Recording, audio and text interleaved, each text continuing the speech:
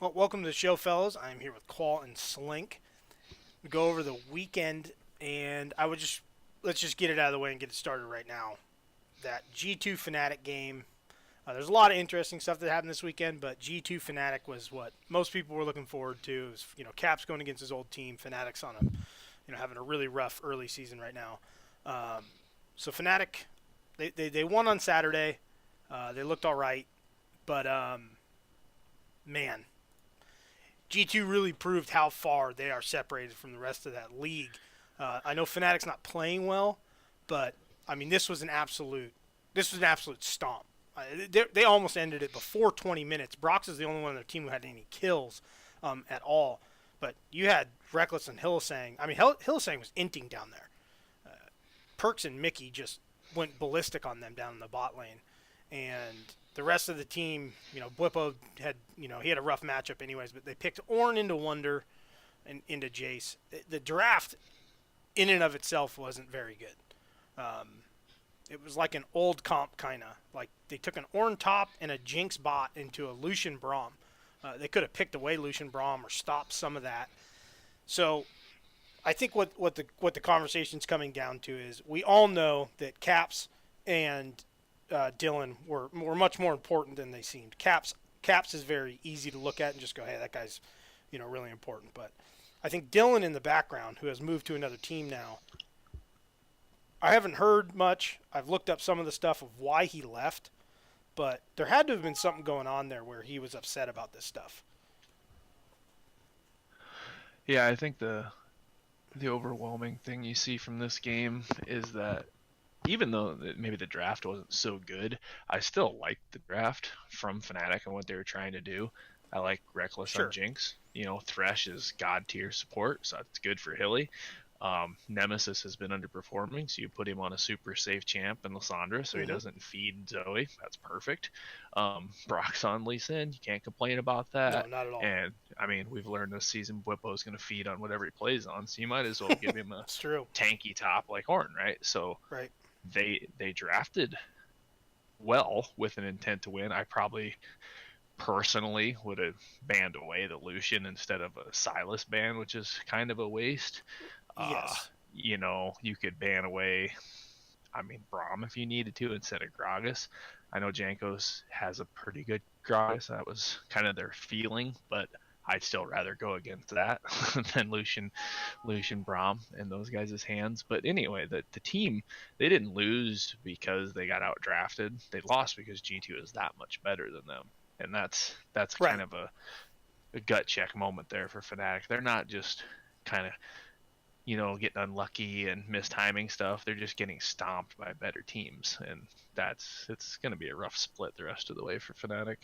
Definitely. And look, I mean, I don't. I know Yankos has really performed well this split so far, um, and historically he's played well. It's not like this is a surprise to anybody, but he does have Caps and Perks down in the bot lane and Mickey and Wonder up top, and he has a lot more free reign to kind of run around and do things. But in this draft, you take an Ornn, right? Heavy CC heavy, great team fight ult, but he's not really in the meta. I know we talk about you don't have to be in the meta, but in that top lane, um, that's a rough place to be solo against Jace. But then you do take Lissandra and Thresh. Now, if you have Lissandra and Thresh and Yankos gets a good angle on your team, there's nothing you can do about it. He can just run Jinx down. No one can stop him. You can't do anything to him because he's got his ult going, and you have to kill him before he kills your Jinx. But it's the order of the draft, right? You go and ban Akali because they're on 9.2, so Akali hasn't been gutted yet. Banning Karthus away from Yankos is smart. He's been really good on that.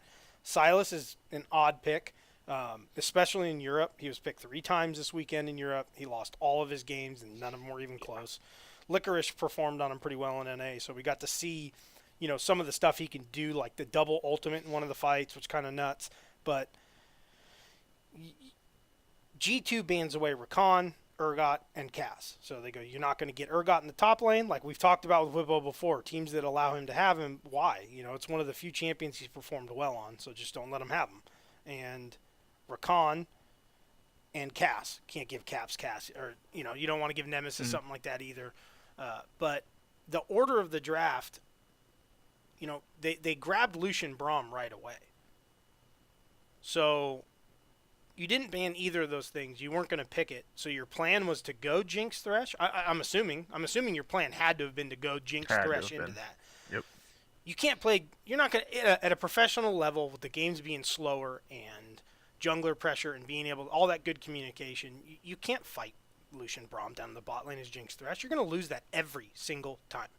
There's nothing you can do there, and that's not historically a great champion for Reckless or anything like that. So I feel like they're putting themselves in bad positions to start the games, regardless of how they've been playing, which is bad in and of itself too. But they're not putting themselves in position to win these games. Where do they win this game? They don't win early. Jace is going to win early against Ornn. Olaf's an early jungler. He's always going to be ahead early. Right, he's going to be ahead. He farms like mad. Broxa, unless he gets a fight in the jungle or something, which is never going to be 1v1 in a pro game. Caps on Zoe is... Lissandra might be super safe, but, Zoe's going to have tons of pressure on her in lane. And then you have a Lucian into a very immobile bot lane with a Braum, and they take an Ignite down there, and I don't know where you go because you don't win early. And that's the type of team, too, with how well they're playing. If you don't win early, you're not going to win late. And it didn't even get to mid-game, really. We barely hit the 20-minute mark in that game. It's 20 minutes and 35 seconds. So that's kind of what I'm getting at here is Young Buck came out and said, a lot of this is his fault. He said his team is not an early game team, and he's not an early game coach. I don't know what that means. That just seems silly. Young Buck has plenty of has coached before and done decently well, but it's just an odd comment. They're professional players. Were they not they were an early game team last season. They were the best early game team at Worlds maybe. That's why they went on their run like that. So there seems to be a huge disconnect between the players and the staff at this point, and I don't know how they're going to fix it. But they can't keep just going on like this because they're not going to get any better. They're not going to win any games like this. They're not going to make playoffs. It looks to me as though they don't know what the problem.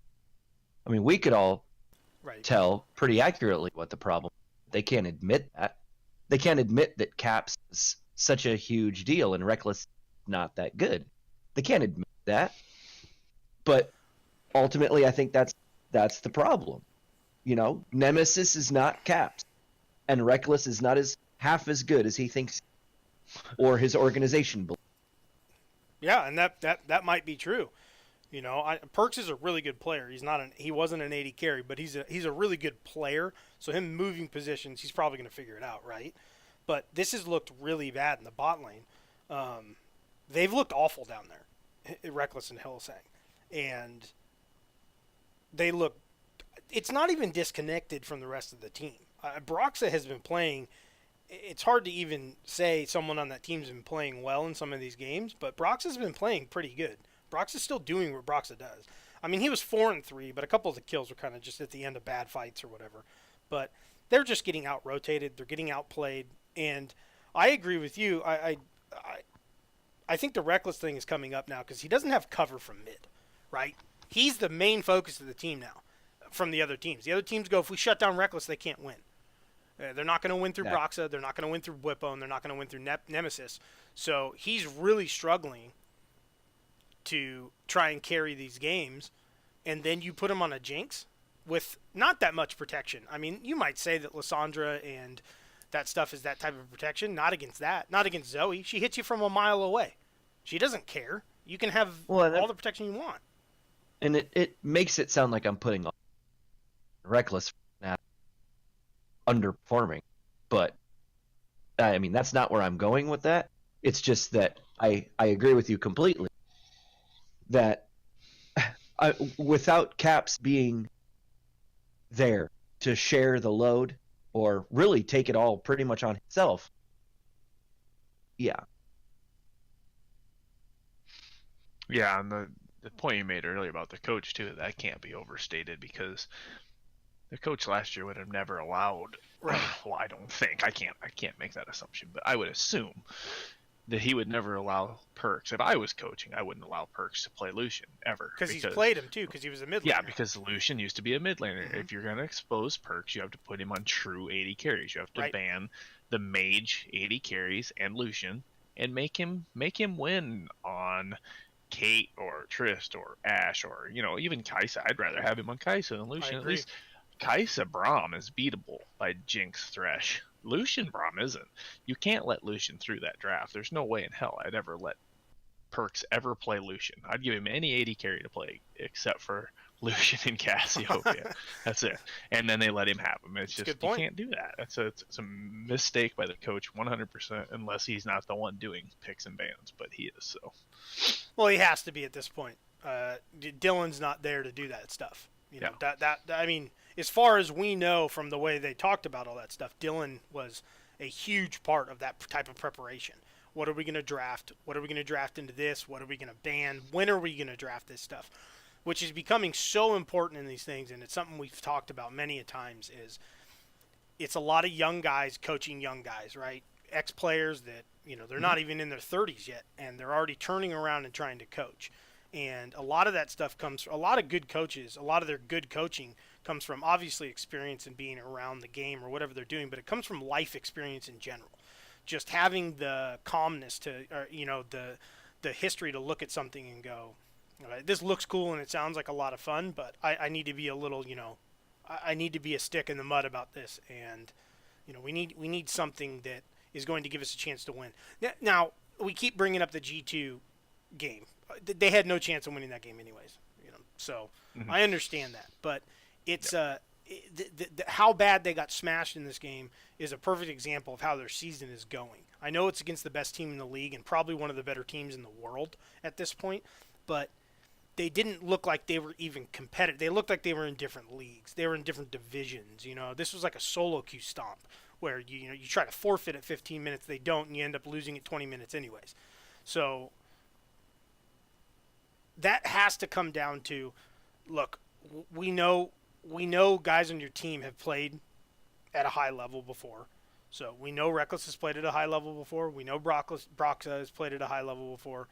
I would argue you kept the wrong top laner, but, that's for them.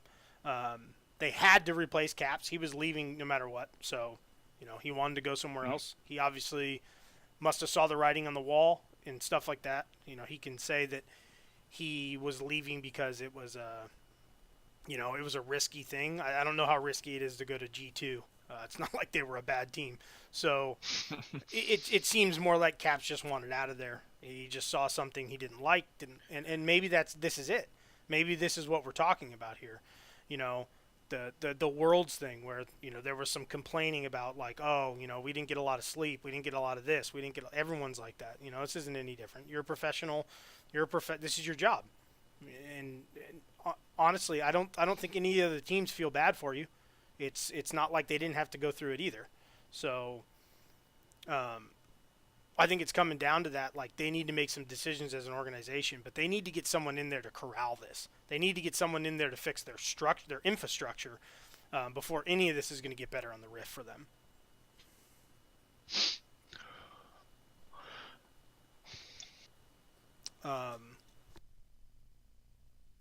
So, I'm going to move on to another game this weekend. I think Misfits is another team that there was a lot of hype behind them. They have a lot of really good players. They have one of the better AD carries in Europe, but they've been struggling a little bit. They're kind of middle of the road right now, and it seems to be because they're not getting games where they can play through Han Sama, and other teams have keyed in onto this. They've keyed in on Han Sama going, if we shut this guy down, we can beat this team pretty handily. And I think you're seeing this around all of the leagues, around the world really, is teams are starting to figure out they have better stats, they have better analysts, they have better infrastructure, and they're starting to find out like, hey, if this guy doesn't do good, this team has a lot of trouble winning. And they're starting to key in onto this, and it's becoming more and more competitive. They lost their first game to Schalke, which is a pretty good team though. They have upset Memento and Ottawamne and stuff. Schalke's having a pretty good year right now. But overall, do you guys see the same thing I'm seeing, that it's becoming more and more about, I don't care what your team is doing, we're going to key in on one person. We're not as good as you overall, so we're going to key in on this one person so that they can't be a part of the game unless the game goes super late. Yeah, and it's really kind of disappointing with, with Hansama and Misfits, because they brought in Gorilla, which should have, right, that should have opened him up to be the man. He should be, well, I mean, I pretty safe to say he should be the best AD carry in the LEC, right? I agree with that. G2 has a former mid laner, so I'm still going to say he's better than Perks. I mean, Perks is really playing well, but he's on a really good team.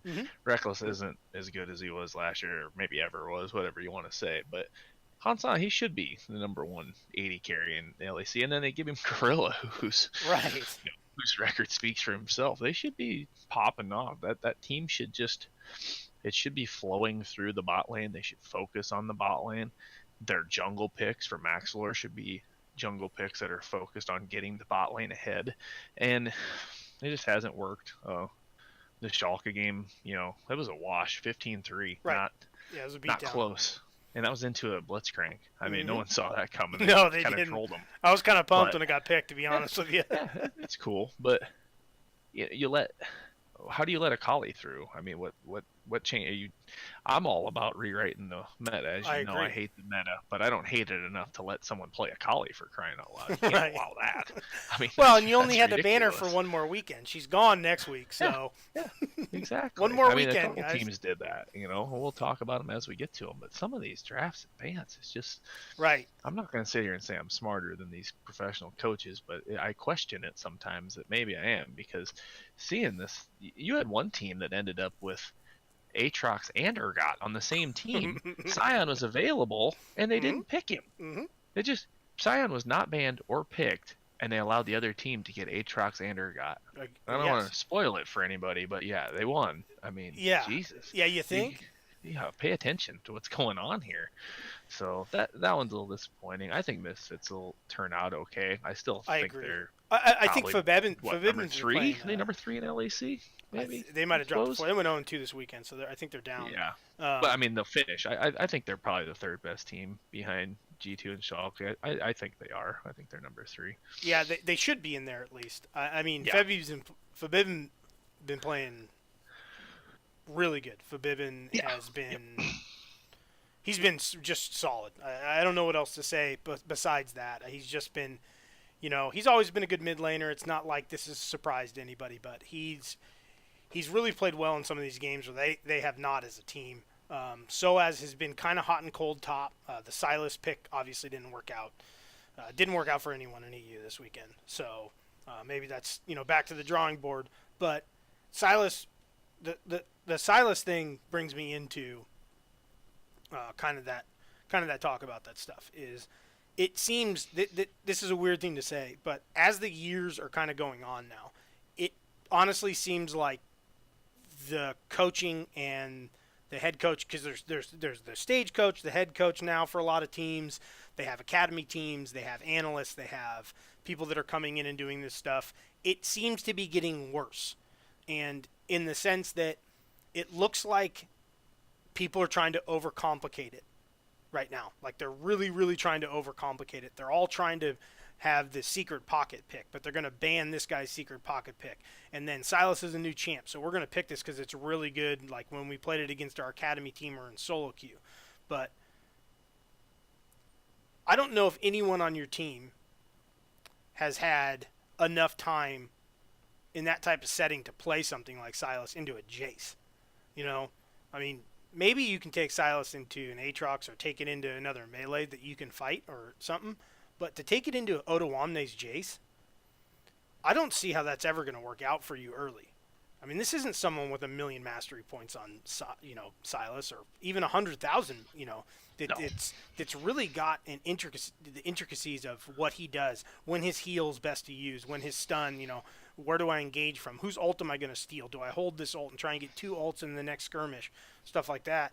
But he's a small part of the overall picture that the drafts across the board are so important now because people are getting so much better at this game in general. Just the general macro of professional play of League of Legends is obviously going to get better and better and better, right?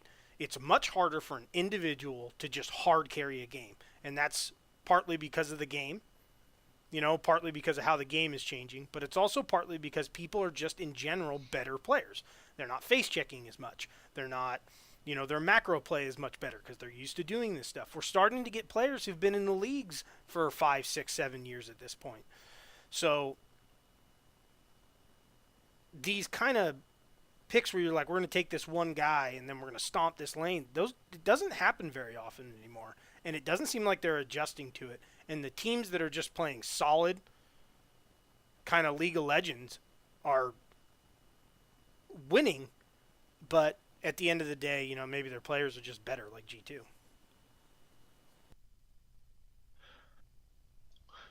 Yeah, I don't see any teams though. Maybe like 2 years ago when I first started really watching, have like team comps that were based on a style, right? You would draft a split push comp, and that's what that team was going to do. Or they had the four tanks with the Juggermaw with the Cogmaw on the back with 4 tanks, or they would have Lulu and Jinx comps and whatnot. And there was these, after you got out of the draft, you kind of knew what the team was going for. You could see their game plan and what they had to do. I just don't see that so far. This split anyway on either side of these. They draft, and you just shake your head. It's not like they're like drafting bad champions per se, but they don't fit like a team style as much as they used to. And it's just more of they're putting individuals on champions they're good on, thinking, hoping that they're going to outplay their lane opponent. And really, it doesn't matter if you do, because if your lane opponent gets too far ahead and gets a couple kills, you can just kill him and get a 600 gold bounty for doing it. So it's not even really a detriment to get stomped in lane. You're going to get the gold back eventually. Yeah, we'll get to one of those today. As long as you kill them. But I don't know. I mean, maybe that doesn't work anymore to draft that way, and that's why they're doing it. But that's just an observation from me. I agree that it's pretty obvious what teams were trying to do with their team comp when they got out of it, and I don't see it anymore. Yeah, and I do agree with that. I don't think a lot of that stuff works anymore because, like I said, they're just better players overall. Their macro is better. Their understanding of the intricacies of the game is much, much higher at this point. And like I said, you have guys who have been playing for years now. 3-4 years ago, these crazy team fights, there's a lot of rookies and second-year guys and, solo queue superstars and stuff like that. It's not like that anymore. These guys are coming up. They're playing in academy teams. They're getting the coaching they need. They're getting the practice they need. But I think one of the big problems in the West, and one of the reasons we're seeing some of this stuff is something we've talked about before, is it's a one-off game essentially. So you can't make a mistake. Like, you can't be like, oh, let's try this game 1, and then we'll, oh, it didn't work. Okay, let's switch back to this in game 2. Let's try this draft strategy in game 2. You just lose, and then you have to hold that L until the next day. You don't get any chance to go into that. And then if you lose on Saturday for Europe or Sunday for NA, now you get to sit there for almost a whole entire, 6 days of just like, oh, God, you know what I mean? And then you don't play that team for a while. And it seems like that mentality is overall going to hurt them in the long run. Worlds, we finally saw teams get there and just kind of be like, we're going to play what we're good at, and we're just going to brawl, and we're going to do all this stuff, and it was super fun to watch, and it was an amazing Worlds. And you saw all these teams that historically don't beat Korean and Chinese teams beating Korean and Chinese teams by just playing their game. And it's like they got back to each other and were like, we can't do that. We only have one game, so we can't make a mistake. And then you don't. But, yeah, there's no clear cut. They're not giving themselves, like what Hai keeps saying he wasn't on this weekend, but what Hai keeps saying on there, where does this team win? Where does this team go? How does this team win this game? Where's the clear-cut strategy of how we're going? What's our win condition here? And you look at that match against Schalke. I mean, Misfits had Silas top, Lee Sin in the jungle, Lissandra mid, Varus AD carry, and Tom Kench. Where's your win condition there? What is it? Lee Sin has to be the most active jungler of all time, in the first 10 minutes of that game for you to get a good enough lead that you're going to beat an Akali, Jace, Ezreal, and Sedge late. It'd be interesting to see, like, analytically, just how many of these teams that don't have a clear-cut strategy are teams that rely on their players, right, who determine more or have a little more say in the draft. Yeah. You know, versus the coach has all the say, and you know where that all fits in, because it'd be interesting if we could really get that out of a team. You know what I mean? Like, right.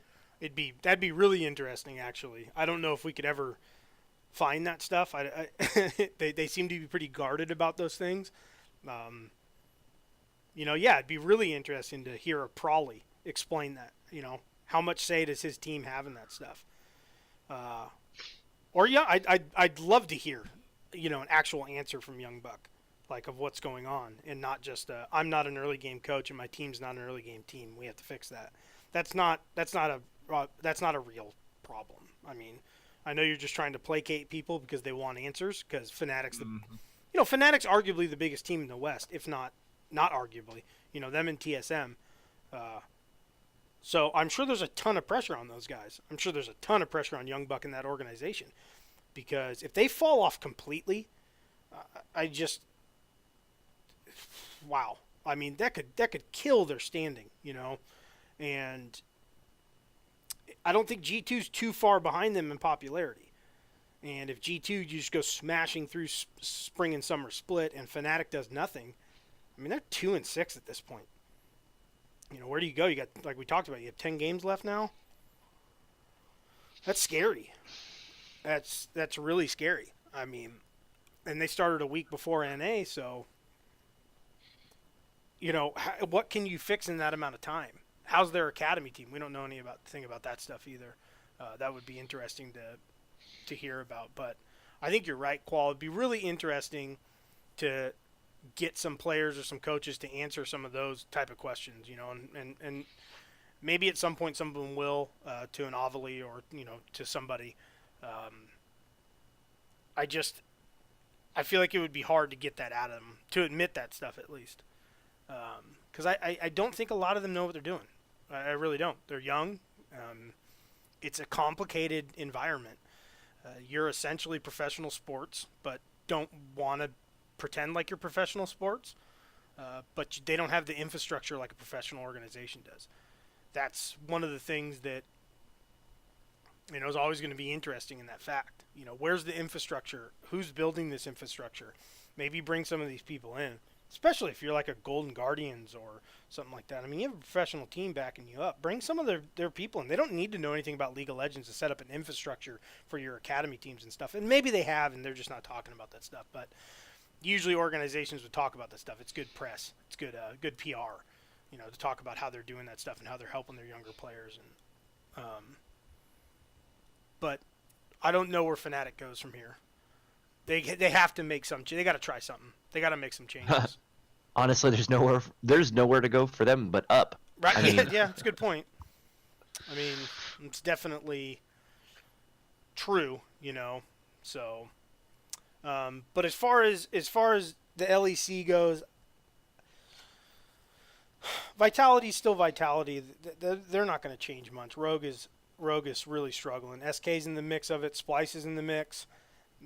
There's some pretty good teams over there, and I think it's going to be really hard for Fnatic to catch up to those teams. They're not catching G2. They're not catching Shulk.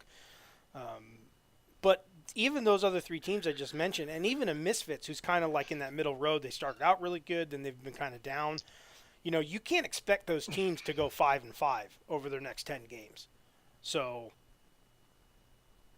I mean, Fnatic, this might be a foregone conclusion at this point, but if it is a foregone conclusion, maybe you start making some changes and getting ready for summer split. That's what I was. Yeah.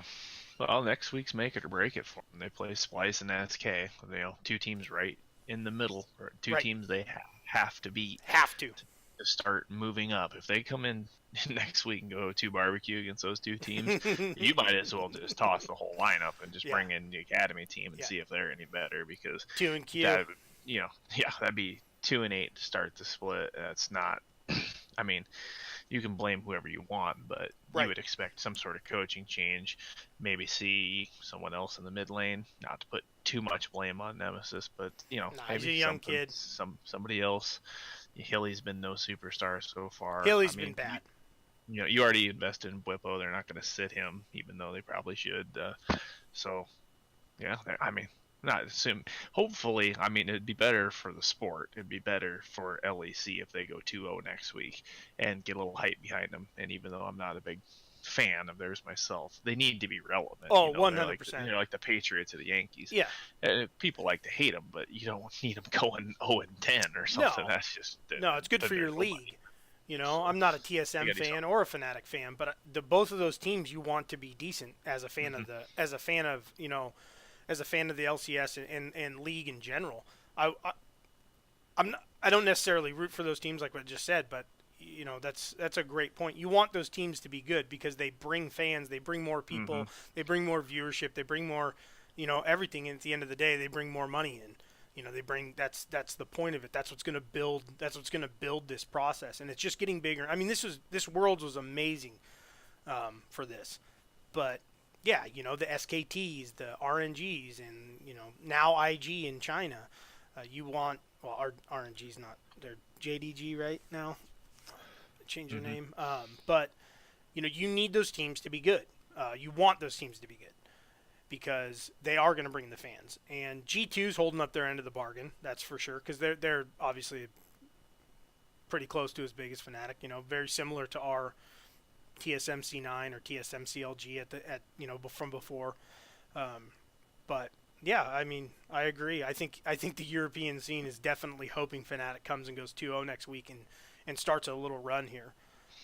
And I think as a fan of the game in general, I hope they at least go 1-1, just to at least get something going, because I want them to be good, because they have a ton of fans and they have a lot of very, very dedicated fans too that bring a lot to the sport. So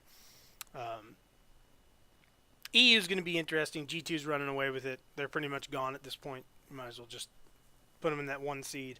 But the rest of the league seems pretty even, and Misfits hasn't been playing well. Rogue is bad. But I mean, even XL showing some nice. Too, by the way, What's that?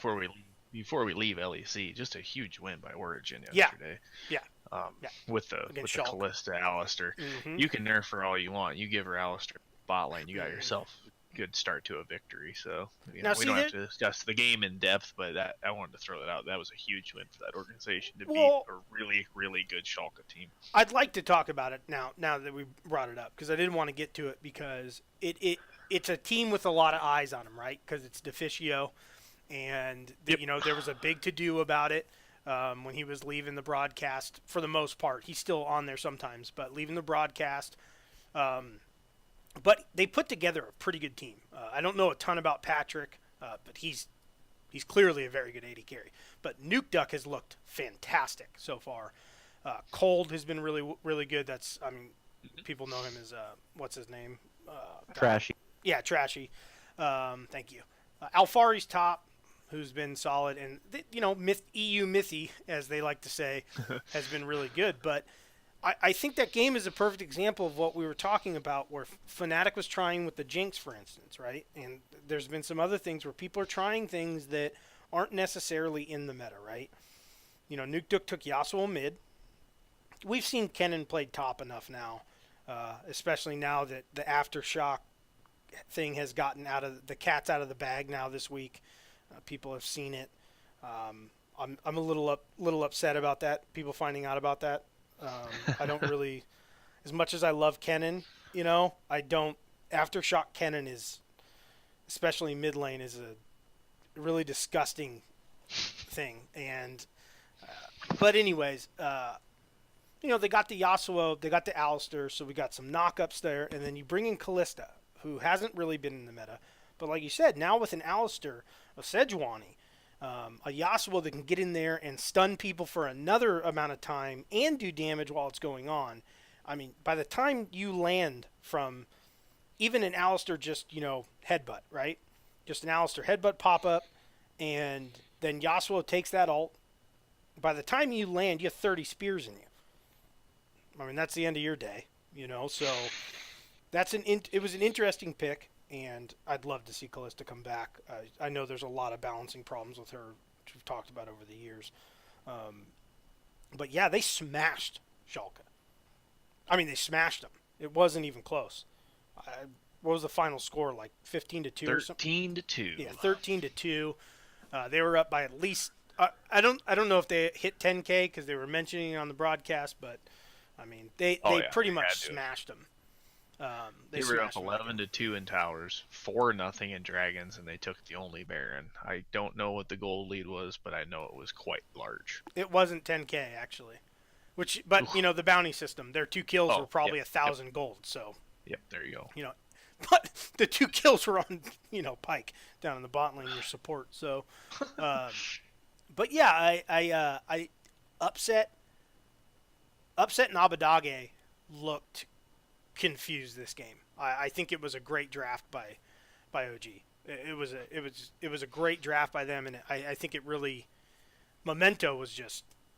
I mean that he was trying to engage, but it's just a rough team. But picking Ryze into I don't know about Ryze top lane with Otawamne. I know that used to be kind of like a thing up there, but I don't know. I agree with you though. That was a good game by OG, and again they have a lot of eyes on them, right? They could be a big team because there's a lot of Deficio fans, and I think there's it seems like there's a lot of Nuke Duck fans too. He's been kind of that consummate professional for a while at this point, and he's been getting to pop off a little bit this year, and he's taking his chance. And he's looking pretty good there. So OG could really throw a wrench in the mix in that middle of the pack, because if they get hot, they have a pretty good team. That Patrick kid is good. Yep. So, the rest of EU is pretty standard, and do you have the standings in front of you? Oh, yeah. We got G2 at 8-0, Team Vitality at 6-2, Schalke at 6-2 as well, Splice 5-3, and Misfits at 4-4 with Origin at 4-4. That is your top 6. Okay. Yeah, I don't see. I think Misfits could really screw things up for everybody, because if they get hot, like you said, they got Gorilla. I think they have the best AD carry in the league in Han Sama.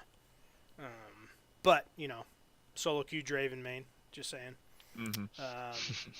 I'm telling you, if you're a pro team out there and you're trying to find the next solo queue AD carry, just go find some of those Draven mains. It doesn't have to be a one trick, but you need to find someone who's good at Draven, because Draven teaches you how to play this game properly, because you have to be paying attention all the time, and you really have to be really good at that champ to understand kind of what's going on in those team fights. He's extremely hard to navigate around team fights, and anyone who's really good at him in high elo, more power to you, because he is not easy to play.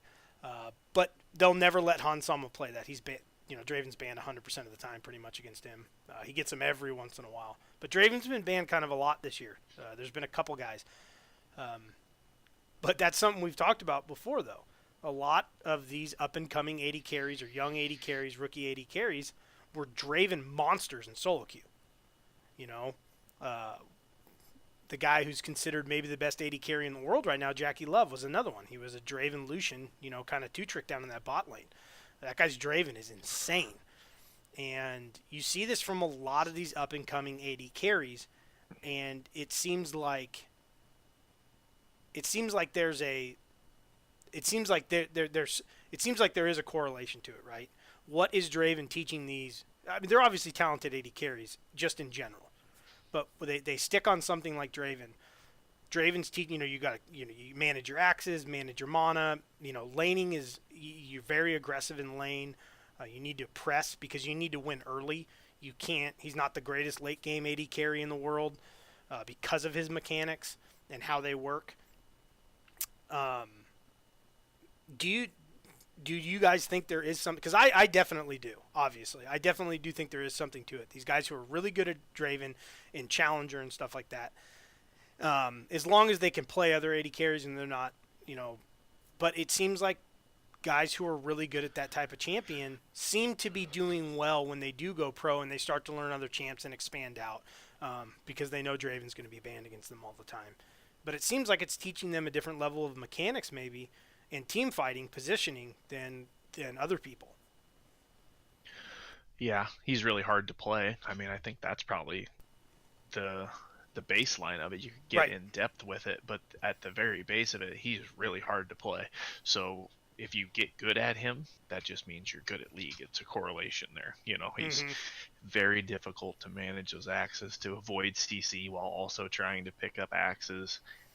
That's the thing. Every time you pick a Draven, you're almost guaranteed to play against a Morgana, or you're going to play against a damn Zillion or a Tom Kent or something that ruins your whole game. So if you're successful on Draven, it just means you're a really good AD carry. Because let's face it, we've all had good games on Caitlyn, and we've all had good Jinx games and whatnot. It's easy. You get ahead, you start annihilating snowballing people. Yeah, even silver scrubs can look good on them. Draven's not so much. Draven, if you're looking really good on Draven consistently, it's because you're a good player. But you won't have to worry about seeing Draven anytime soon in this meta, because as long as there's a bounty system, there will never be Draven in the game, because he already has a bounty system built in. And you can't have people killing a 3-0 jungler, collecting a 650 gold bounty on top of cashing in a 900 gold adoration stack. Yeah, it's It dangerous. doesn't work that way. You can't just hand somebody a free 1500 gold. It's just so you just ban him and hope that they get rid of the bounty system, because you can't nerf him enough for him not to be OP with that build. That is crazy. That's funny you brought that up, because that isn't something I really thought about that much, but. Yeah, Draven with 300-400 stacks goes and kills your mid laner in a team fight, and cashes double bounty at that point, and he's just standing in the middle of the thing as Gladiator Draven recalling, while everyone's chanting his name, because he's about to come back with 3 items even though he only had 1, and you can just forget the rest of your game. It's like we talked about, this isn't so much Draven specific, but it is to that game. We were talking about Wiggly. When he was running through that jungle last week. And that's the type of decision-making that seems to be happening a little bit, right, with these younger guys. It's very solo queue, right? He goes running through that jungle because there's a team fight happening top, but he doesn't know where Draven is. He has no idea where Draven is. He goes walking through that jungle and just hands Draven 1193, right? 1093? Yeah, 10 or 11. Now, it was up there. I don't think Wiggly had a bounty on him at the time, but that comes to your point. That's even more of a problem, where if he goes running through that jungle with a 600 bounty and gives him 1,700 gold, I mean, that's on top of whatever gold he already had going back. I mean, you could see a Draven just walk back, in the mid game and come back with 3 items, and I mean, good luck. Just good luck. You can't go anywhere near that guy. Your tanks, nobody can. And that's a really dangerous thing, and that's the bounty system. I mean, we've talked about it at length. They can say whatever they want, but it's an extremely bad system. It's not well thought out. It's not well done. I was watching. We'll get to one of the games today. I'm sure I'll remember what it was. I just remember glancing up and going, "Why does he have a 500 gold bounty? He's up 10 CS. It's an even game in gold, like team gold." He's up 10 CS because he stayed in lane to farm while the other mid laner roamed for a skirmish. Like that, it's crazy that you can have that big of a bounty. One wave is not, it's not 500 gold. So it just, I don't know. They need to adjust that system. But like you said, I don't think it'll be there by the time Worlds comes around anyway. So, or it'll be a shell of what it is right now, hopefully, because those games are too big of a deal to just be like, you're doing really bad. Here's 1,000 gold. Yeah. Because there's teams that are going to start learning how to play around that stuff, and that's very dangerous. So, now that I'm off my my Draven 80 carry side thought, let's get to NA. There were some good games in NA this weekend, and I don't know if the standing so much got really shook up, but there were some surprising wins. Specifically, we'll start with them as Golden Guardians, 2-0 this weekend. And they looked good in both games. They looked outstanding, especially Deftly and Froggen. Froggen was on he was on Karthus twice, and Deftly looked great. So watching those though, I think a lot of people thought they might go defeated essentially. 10th place again would have been the third split in a row, but they look like they have a legitimate chance to, kind of sit, at the lower end of the middle of the pack now. I mean, they're tied with TSM now, right? 2-4. Tied with TSM. I mean, I feel like you can go. You don't have to look any further than Froggen. It's just a really solid, really good mid laner. Yep. That I feel like he. Your team is gonna win or lose based on how well he performs. Like, he's the one thing though I feel like Froggen brings to you is some inconsistency. Like, he's either gonna pop off real hard or he's gonna lose you, and it's like a knife's edge. Right, because he's the farm champion, right? Right, exactly. One thing you're going to get out of Froggen is he's going to be probably even on CS at least. So you got that going for you. You got. I mean, I do think they have. I do think they have a very talented AD carry, right? Mm-hmm. I think Deftly's very talented. He's young, but when he went up against Arrow this weekend. He went 4-0 on Ezreal. Arrow was on Kaisa, but they went up against Optic, and they beat him pretty bad. Actually, they kind of smashed him. But definitely played really well in that game. Contracts played really well. I don't think their team's bad. I don't think you can look at that team and go, those 5 guys, they're going to be 10th place. I'm not saying they couldn't have been 10th place, because there's some pretty decent teams in here, like Optic and stuff like that have some real talent. But I don't think you can look at that team and go, they're bad players. They don't really have I think the weakest link on their team is going to be Haunter at that point. We saw it a little bit with he had a couple Scion ults. It's just like, where are you going, dude? Like, what's going on here? But the rest of that team's really solid. And if they can keep Haunter on tanks and stuff that's just there to engage and kind of be in the front of those fights, I think they can win some games. I mean, they looked really good this weekend. Those weren't flukes. They didn't look like flukes, at least, They looked good. I mean, you stopped giving Frog and Karthus, but they looked really good, and definitely especially. And I think a lot of that has to do with Ole. I think Ole's really brought him up well. But, I mean, looking at it, this weekend, I think they have a chance to, win some games coming out here. I don't know if they're going to finish 500, but I think they have a chance to get close to it. Yeah, that was a good weekend for them, and you got to give TSM some credit for the assist, because you watch them pummel Optic 12-2 with a Frog in mid and Deftly on Ezreal, and so you don't ban either one of them, and right. You let them get Froggen on Karthus, Deftly on Ezreal again, and just to sweeten the pot, you give away, a couple more. I can't help myself, because they just don't. What are you thinking? If I'm watching that game, you can't let that happen. And then you give them Aatrox and Zion? Mm-hmm. This is the game I do want to talk about. That's unbelievable. How can you that's just ridiculous. I know you got yourself Urgot, but still, you cannot give Froggen a comfort pick. Definitely a comfort pick.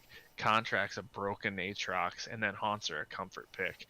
And it doesn't even matter. They let Ole play Tom. I mean, that's besides the point. That's the least egregious thing out of the draft. I mean, ban somebody, for crying out loud. Kha'Zix? Right. Why are you banning Kha'Zix? What are you doing there? Braum? He's okay, but I can kill your AD carry a lot easier with Braum than I can with Tom Kench. So I just don't. Again, I don't understand the decisions by these guys sometimes. It's an important distinction, because it's an important thought because this pick ban by TSM, the game was a little close for a while, and then it got obviously out of hand. But here's another one, definitely. First ban Draven, right? Mm-hmm. Okay, I agree Draven's powerful.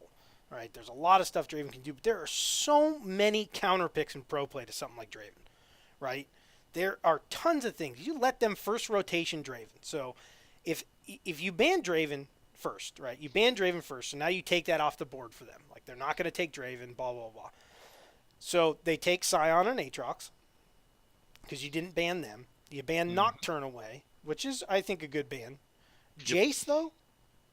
Who's playing Jace on that team? I don't know. I mean, anybody on that team on Jace, are you actually scared of them on Jace? Come on. That's not going to work. But why ban, if you ban Draven there, right? Say you don't ban Draven there, and you take Urgot first pick, right? So you take Urgot first pick. Draven's not banned. They're not picking Draven.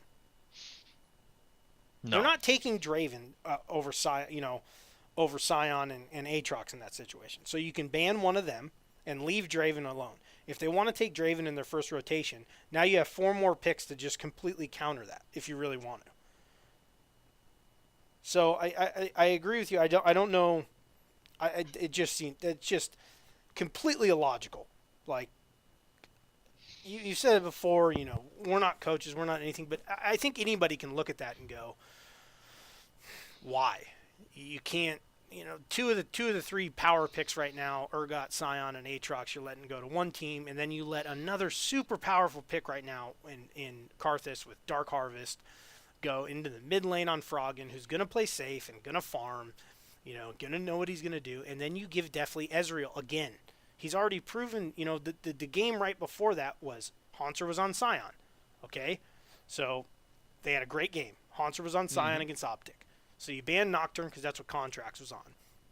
Fine. It's going to be pretty hard to completely ban the junglers out at this point. There's pretty good junglers around. But, I mean, have you ever seen Contracts play Lee Sin? I don't know. Like, make him play Lee Sin or something. But Froggen's on Karthus. You saw how good of a pick that was for him already. And you should know by now, you played enough games against Froggen to know what type of player he is. If you let him just sit around and farm, he's going to sit around and farm, and he's going to get his items, and towards the mid to late game, Karthus is just Karthus. There's nothing you can do about it. You can't have that many stopwatches all the time. And then you saw definitely on Ezreal. Like, you're scared of his Draven, but he's performing on Ezreal, so you give him Ezreal again. Ezreal's also one of the 80 carries that takes teleport. I know Sven did it on Sivir too, but, I mean, it's just such a huge boon for the 80 carry to be able to take teleport. You ban Braum late. You banned Braum late. At that point, why even ban Braum late? Just let him have Braum. Just don't let him have Tom Kench in Ezreal. And now it's just like, you saw it 3 or 4 times in that game where Ole came in and saved somebody immediately. Someone gets caught out. He picks him up. He throws him over the thing. There was a big team fight down by Dragon, and Deathly was in trouble, right? He's in trouble. He gets stunned up. They're going to kill him. Ole eats him, spits him out back. He's kiting back. Sven actually gets to him. Sven gets to him, kills him, right? But it's up towards the tier 2 tower at this point when he does it. So the rest of the team fight's still going on. Now they lose the team fight because their full health 80 carry isn't there. He's chasing Deathly down the thing. And it just, that's what Tom does to these games. He's such a power pick in pro play. With coordinated play, he's just way too good to let go through ban phases, I think. I don't know why you would do that, especially TSM, who's been struggling. Acadian was 0-7 today. Smoothie played all right. He's 0-8, but that's his job, right? Sven looked good. Bjerg looked all right. Broken Blade did not play well, but I mean, Acadian was 0-7 on Camille. Like, no early game pressure. Where do they go from here? What is TSM going to do? I don't think TSM can. I don't think there's anything for them to fix. I really don't. I don't think they can fix this. I just don't think they're a top team anymore. Period. I don't care how good Bjerg plays. I just don't think they can be a top team at this point. No, not playing like that for sure. And they gotta learn what they have in their top lane. I don't think they know yet, and they gotta learn what they have in their jungler. And has Acadian played all of them? That name doesn't look Yeah, he's played all of them. familiar. He's played them all. Yeah, Oh, yeah. I guess I haven't been Yep. paying attention to him. Hell, he hasn't played well enough to catch my eye. We'll give it that. But I don't. I mean, 0-7 on. I know she's an engaged jungler, and when you're behind, that these things are gonna happen. But again, I 0-7's mean, rough. yeah, what's she supposed to do? She's not killing Aatrox. She's not killing Hanser. She's Right. not killing Ole. Mm-hmm. Go ahead and kill Frog, and he's going to kill the rest of your team while he's dead anyway, so he doesn't care. I mean, what's her point? Another draft that we have to ask, what's your win condition? Well, and they Not took in the her bot second lane. rotation too. Yeah, You already knew she had Scion and they had Scion and Aatrox. And it's also too it's Froggen, so Scion's not going mid, neither is Aatrox. No, yeah, He's there not wasn't playing any it. confusion. They Yeah. just didn't. They just blew it. They just blew the draft. That's why I wanted to point that one out, because that one, it was the second worst draft of the weekend, and it wasn't even close, but it was still pretty bad. So You just feel like brought it up. sometimes the coaches, not to interrupt, I apologize for that. No, go ahead. Like, I just feel like sometimes you watch these things drafts where it's just so highly questionable, and you wonder if it's not just, this team came in with a very specific, this is what we're going to draft. Right. This is what we're going to take. It doesn't matter what the other team takes.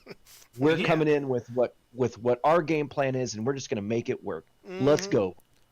And Wouldn't then they look surprise me. up 5 minutes into the game, and they're like, well, maybe this wasn't, like, Right. maybe we let too many of these power picks go through the other side. Well, perhaps that's should have thought about the week had to prepare, but it is Yeah. what it is. Yeah, Yeah. it's I agree with that 100%. They're coming in because again, I think it comes down to you have very young infrastructure behind your players. You have very young, not that experienced people setting up for these things, right? And they don't have a lot of experience in that type of adjustment and that type of things. It's you don't see in traditional sports, you don't see a ton of young coaches doing extremely well. There's a couple reasons for that, right? One of them is when you're that close in age to the people that you're talking to, they don't listen to you as much, right? Because they look at you and go, well, I mean, I've been doing this longer than you. It's really hard. I don't know if Bjerg's like this. I mean, he seems like a great guy. He's a great mid laner, great player. But it's hard for me to imagine Bjergsen not turning around a couple times and being like, dude, I've been doing this for 5 years longer than you have at a much higher level. Like, I know what I'm going to play. This is what I'm playing. And again, I don't know if he does that stuff. I doubt he does. He seems like a team player and someone who wants to win and, get after it. But you do see that stuff in traditional sports where they're just kind of like, whatever. I'm the superstar. I'm the one doing it. And that's why you don't see a lot of young coaches and doing well, at least. The NFL's going through their phase right now where they're trying to hire all these young guys. But, I mean, there's a reason why he was the youngest coach to get to a Super Bowl and all that stuff. There was a reason why Tomlin was the youngest coach to win a Super Bowl at that point. It's a tough thing to do. Age is just a number, sure, but there's a lot of life experiences that I think these guys are missing out on. Just how to deal with people, how to deal with players, how to deal with, guys. Bjerg is a superstar. He's not just some random mid laner. This guy's a superstar. He's probably, him and Doublelift are probably the most popular, players in North American history. And it's got to be a tough situation, but it just seems like everyone's kind of either second guessing themselves a ton or they're just not prepared for this stuff. They're young and it's not a life goal for you. And you see it in traditional sports, and we've talked about it before, especially in baseball. That's what your coaches are for. They're kind of there to prepare and make sure the younger guys prepare because they don't know how to prepare yet. They don't know how to get ready for a game every day in the minor leagues. That's a tough transition to go from playing, 3-4 games a week to going to playing 7 days a week with, 1 or 2 days off a month. And the older guys even, teach them how to prepare, and they force them to do things they don't want to do, practice and take ground balls and fly balls and all that stuff. And it just seems like there's a disconnect between some of that stuff, and they're just kind of like, we're just better team. We'll go out there and play. The draft doesn't really matter. We'll just take power picks and we'll counter this with this and counter this with that, but they're not looking at it at a deep enough level, and that might come down to analytics, but that's also infrastructure also.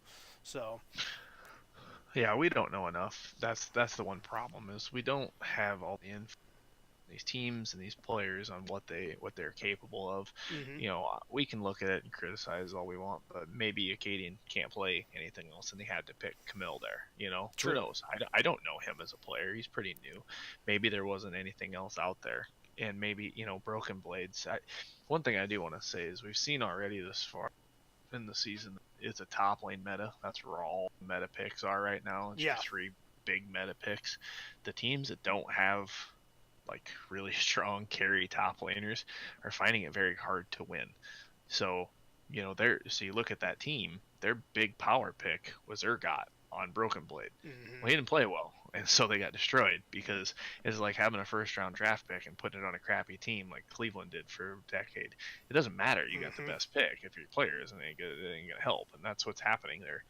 They're taking their draft and they're saying, "Oh, Urgot's up, we got to take him." Well, if Broken Blade ain't really that good on Urgot, you're kind of not really doing yourself any favors. But we don't know the backstory. That's a big part of it, if he plays anything else. I don't know if Smoothie, because I could look at that team and anybody could and break it apart. They should have not picked the Camille. That should have been Olaf, because the other team doesn't have anybody that can stop Olaf from running down Deathly. Ole can eat him all he wants. He could just destroy. He could destroy Froggen and Deathly on Olaf. It's not banned, nothing. Maybe he doesn't play it. That's the pick there. Right. You don't pick Alistair with Sivir. So Alistair doesn't help Sivir with anything. She already kites like a boss. All he does is knock people away from her. Who cares? She has a speed up, she has a spell shield, and she kites.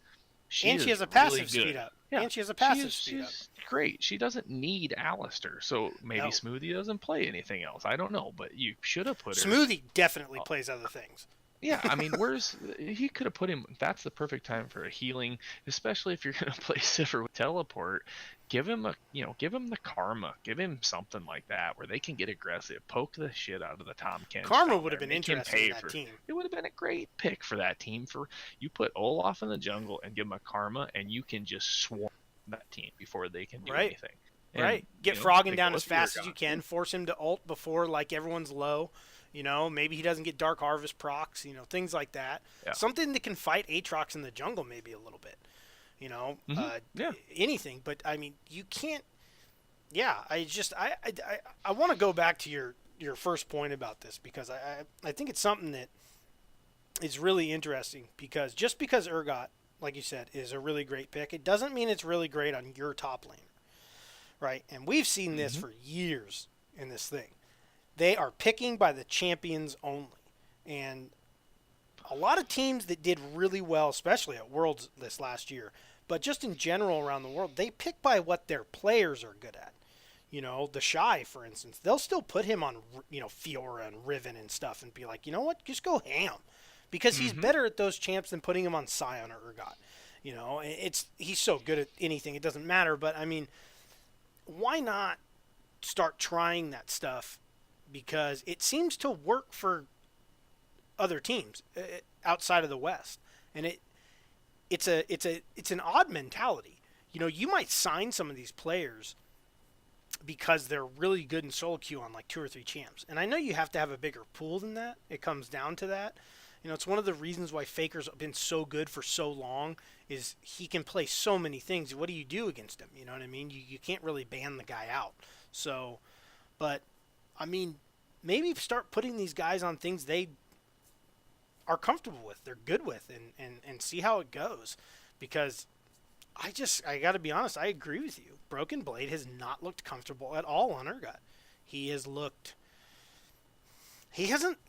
a bad player. He hasn't looked bad in his mechanics or anything like that. He just looks like very indecisive, like he doesn't know where he needs to be with that champion. He doesn't know his limits. That stuff like that. And then in the same game, you can watch a Bjergsen who knows full well how to play that champion. He had a crazy double kill at the end of a thing, might have saved the base, might have saved the game at that point. He died from it, but I mean, it was an amazing play. And you watch Sven on Sivir, like you said, he knows how to play Sivir. I mean, he's an amazing Sivir player. And give him something to go crazy in there. I thought Sivir was a good pick into that, actually, but it just seemed like the where do you win there if your players aren't that good at it? Because, I mean, I think it was it's pretty clear, Acadian really struggled that game. And you can't say he only lost them that game, but, I mean, he didn't have very many good engages. He didn't have a lot of, good gank angles early in the game. I mean, if you're picking Camille, that's why you're picking her, right? Red buff gank. Mm-hmm. That's the whole point of that champion is her early game pressure in the lanes. You don't know where she's coming from. She has crazy gank angles, and that flash stun is just, there's not much you can do about it. And it didn't seem like he put a lot of pressure on the game there. But overall, I mean, I'm happy for Golden Guardians. It's nice to see them have a little fun. They've really struggled, obviously, for a whole entire year, and this year didn't start much better, and it was starting to look like the same old song and dance. And they looked really good this weekend, so that was really nice to see. Kudos to them and their infrastructure and their organization, their coaches and stuff. They did a really good job. They put them on good picks, and they gave Froggen something comfortable and said, "Hey, let's try it out, and see how it goes." And it looked really good. I think it's going to be good for them going forward because it adds more things that other teams need to ban against them now, and maybe they'll get some of the even more comfortable picks in, and then they can just sit there and hope that Anivia comes back in the meta, because if it does, then Froggen's good. Yeah, then they'll be really good. Then they'll be amazing. They'll be amazing. Let's get to 100 Thieves this weekend. So they go 2-0 this weekend. They played CG, they played Clutch Gaming, and then they played CLG today. They looked more like the 100 Thieves that we were kind of all expecting, right?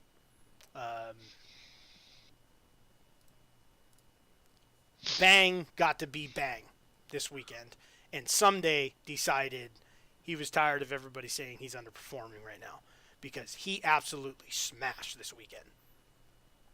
I mean, he went crazy in both games. He was 7-0 against Clutch. Clutch tried that stupid Zillion top thing, the no farm Zillion thing. I don't know if you guys have seen this. I don't know if they think we're gonna not hammer on this game. They got another thing coming. I got half a notebook wrote down about this game. This is unbelievable. Yeah. So, 100 Thieves had a solid draft. Another one that got Urgot and Aatrox. Who he got Lysandra, which is dangerous because she's really safe. And you can't not give Bang Vayne there. I mean, I'm letting someone pick Vayne anytime they want. That's right? fine. Yeah, that's fine. And Aframu got Alistair. So they had a solid draft. And you look over on the other side, and yeah. They drew it out of a hat. Okay, look. Everyone loves Huni. He's a giant meme. Blah, blah, blah, blah, blah. He's funny. He's fun. He's a great guy. You'd love to have him on the team, all that stuff. Stop letting Huni control drafts. Stop. Because it's terrible. It's a free loss. This isn't the first time this has happened. Huni's taking something ridiculous up into the top lane from solo queue land and gotten absolutely smashed on it. I mean, it was just... I know this works in solo queue because there's no communication. But do you think Someday cared that they were even in farm? He doesn't care. He's getting tower pressure. I mean, it was a mess. And then you compound the nonsense pick top by putting Jace in the jungle. If I'm DeMonte and Piglet, I don't even know what to say right now. Piglet had to be pissed. I mean, this is the stuff we sit here and bitch about that happens to us in solo queue, and it's happening in a professional game. Right. Some joker comes in here and plays Jace first time ever in the jungle, and we lose the game. I mean, it's exactly what happened, and it's happening at the pro level. It's unacceptable. You can't allow it to happen. It's hilarious. I mean, you think Someday cares if he's even in farmer. Someday didn't care what happened in this game as soon as he realized the other team let him have Urgot. Right. As soon as they're like, all right, you can play Urgot Someday. Good game. GG. It's fine. Yeah. Oh, you're going to play against a Zillion. I mean, he had to laugh. It had to be hilarious. I'd love to hear their comms. Well, we had a pause in the game. Did you see that? Bang paused the game because he thought something was wrong because Huni didn't have any farm. Now, I want to believe that Bang did that as just a BM move because he knew what he was doing and he's just stupid. So Bang was like, I'm just going to pause the game to put him on blast. You know what I mean? So everybody notices how dumb of a pick this is.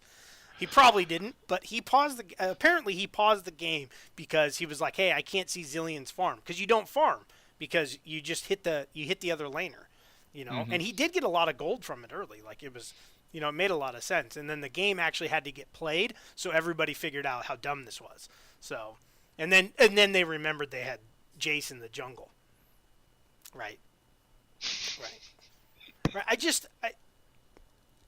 I want to harp on this game so much. Like there's so many things I want to say about it, like you said, and it's just I don't even know where to go. So I mean, I just let you vent on it because it's absolutely ridiculous and it's a joke. You're a professional team, and this is what you throw out there, and ha ha ha ha ha. But again, it's Hooney. Do not let this guy. He should have zero input in drafts because apparently every time you allow this guy to pick things that he wants or thinks are really cool and meta, like they're going to work, he just gets stomped and loses you the game.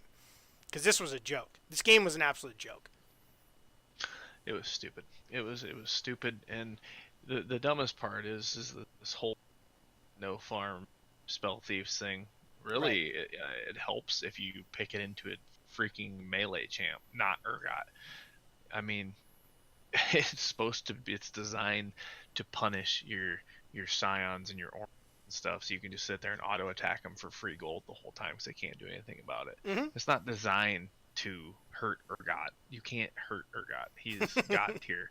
Right. I was really disappointed all weekend how many times he made it through pick bans because his ult is so ridiculous. I mean, you just can't allow that thing in pro play. I mean, you can't allow that through. He's ulting people from the mid lane tower to the second tier tower.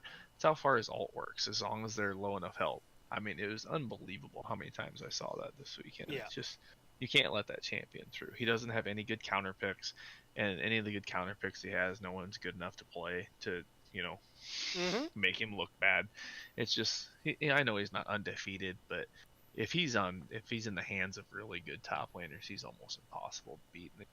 You just can't let him through.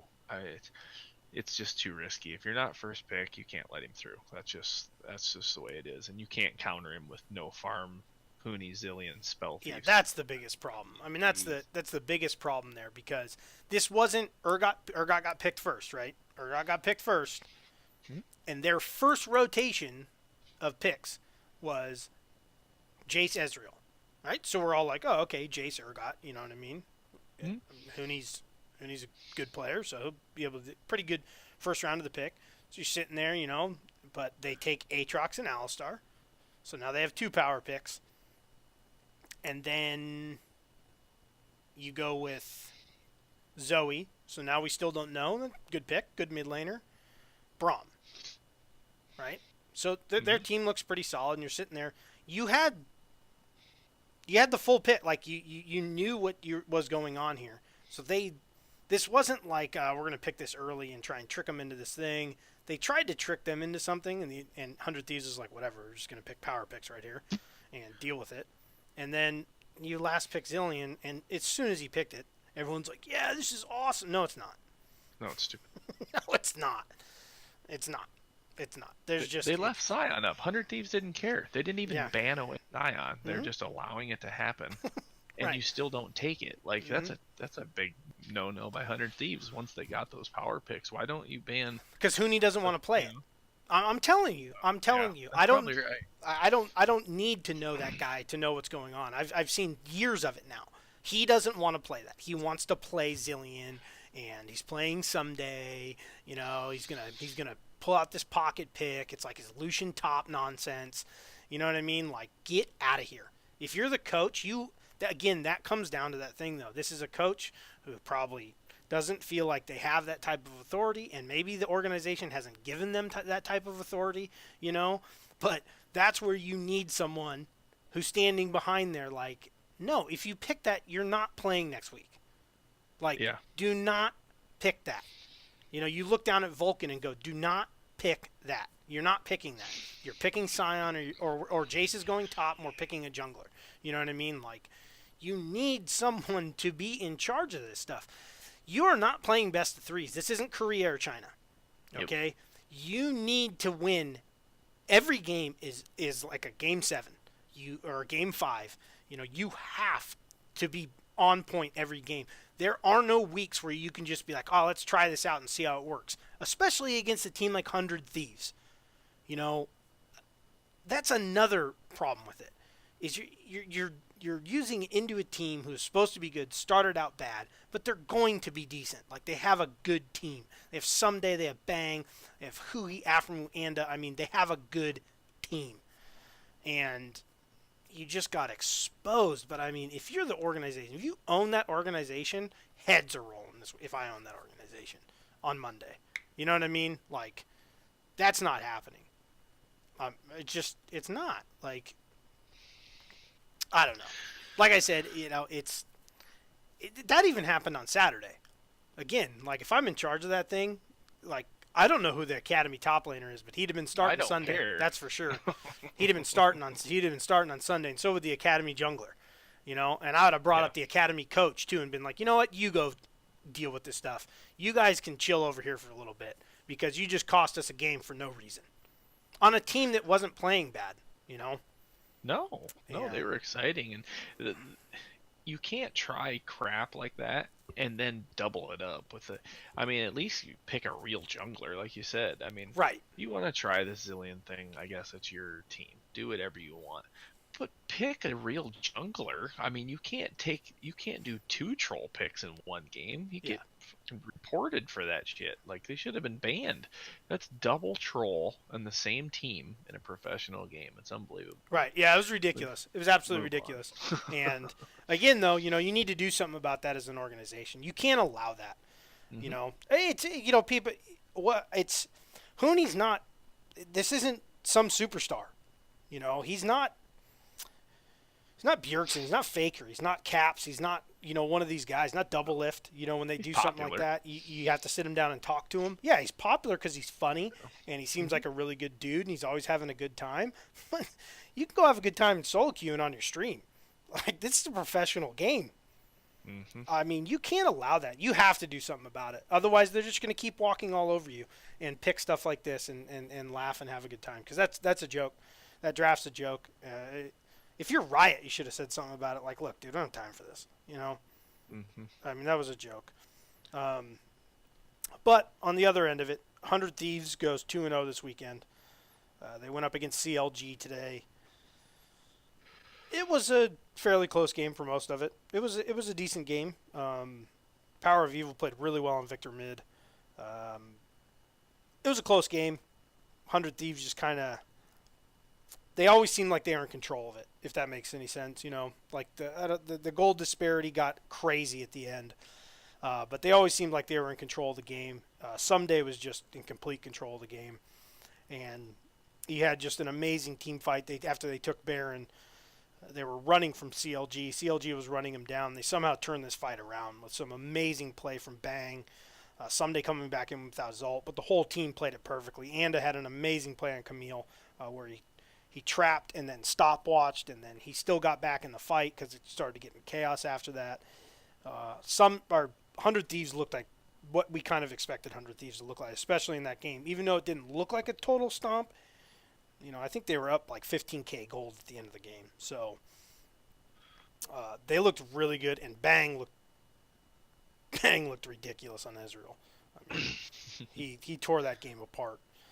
And then the post-game interview with Aframu was pretty funny. He said that during that fight, Bang was, chasing someone down, yelling, "This is Bang, this is Bang," and I mean, that guy's really, really good, and it was nice to see him kind of get to pop off a little bit this weekend. Did you see his tweet after the game? I didn't. He said, "Don't worry, NA. Now that I'm here, NA Ezreal will be so bad." He's right, though. Yeah, that's hilarious. That's paraphrased. Something he said. He's right. I mean, pretty good. Let's not kid ourselves. I like the arrogance there out of the AD carry. You gotta have it. Right. You gotta have it. You do, and he should have it. He's two-time world champ, so he's allowed some of that stuff. Yep. Whereas Hooney is not. No. He's not one-time world champ. So, I think we'll just move into it. CLG is just a middle-of-the-road team. I think Power of Evil's pretty good. Their bot lane's solid, I guess. You could say it. Darshan's Darshan. He'll be there, I guess. Wiggly is... I don't know about him yet. Yeah, we'll have to see. He's got a little bit to prove here. Yeah, he's got a lot to prove, I think. But I don't know. He's made some plays where you're just like, what are you doing, dude? Like, what's going on here? But then again, Aframu made one of those today. I mean, he's just had a rough beginning to the split. In this game, he I dies agree bot with lane. that. He dies bot lane. It was a decent gank, whatever. It seemed like he could have jumped to Ezreal in a better spot, but whatever. You know what happens. He dies. He immediately teleports into the middle of the minion wave, and Wiggly just walks right back into the lane, and they kill him again. Yeah. I mean, Bang had to be sitting there going, dude, what are you doing? Like, what is going on here? You know, is this how you're going to treat me in North America? Is this what's going on here? Is this what happens in this region? Is this NA? Is this NA? His face. This NA? I mean, it was unbelievable. It was such a non-Afro-move play. Like, I don't even know what to say about it. I guess we can just laugh about it now because they ended up winning the game. But they got the win. That has seemed to be some of the problem they had early. And I don't know if that's a disconnect between who's shot calling there. It would be really hard for me to imagine that Aframu's not the shot caller. I'm sure Someday has a lot of input in there. Yeah, I would think Someday would be. Or Huhi. If you're asking, you know. Yeah. So that's been really weird because some of their overall game macro has been has left you wondering a little bit. Even in this game, it was kind of like, you guys have a pretty big lead right now, but not really getting anything done. There's kind of no pushing. But it ended up working out for him, obviously. I thought the Rise pick was odd. We've talked about it before. The power of Rise has to be in the right hands. But he played pretty good. Played all right. But I think 100 Thieves is definitely on the up tilt. It looks like they're definitely starting to iron out some of these macro things, some of the decisions that they need to let their individual players make and who they're playing through. Looked like a very concerted effort this weekend to play through Someday and Bang. And it worked out really well for them. And I think CLG will be back. I'm looking at their upcoming games. I would predict they go 4-0 the next 4 games because they'll be on 9-3, and something about that patch I think is going to help Stixay a lot. Well, Caitlyn. I think people will ban out his Caitlyn. I was going to say that once he gets on Caitlyn, he'll be fine. I would expect his Caitlyn to get banned out, but I think that 9.3 patch and the crit and marksman damage items rework will help Stixay, and I think CLG will be alright. They got some easier games coming up, and then that'll help. I don't know if they'll finish top 4 or anything. They got a good lineup. They should be I agree. I think PoE is great. I really do. I think Power of Evil is a very solid mid laner. And Darshan's a consummate professional. Yeah, he's good. He's going to be, good at your meta picks. He's gonna do his job. He's going to play his role, and he's always kind of been like that, And I think they have a solid team. We'll see how Wiggly shakes out. He's definitely a good player. Some of his decisions have been questionable, to say the least, like giving Draven 1,000 free gold. But there was a couple in this game where you're kind of like going, I don't want to say if they had a better jungler. Like I don't think that's the case in that situation. But you're kind of looking at it like if he made a better decision there, this would have worked out a little bit better in this team fight or this skirmish. It seemed like the decision, but he's a younger player. He's a newer player.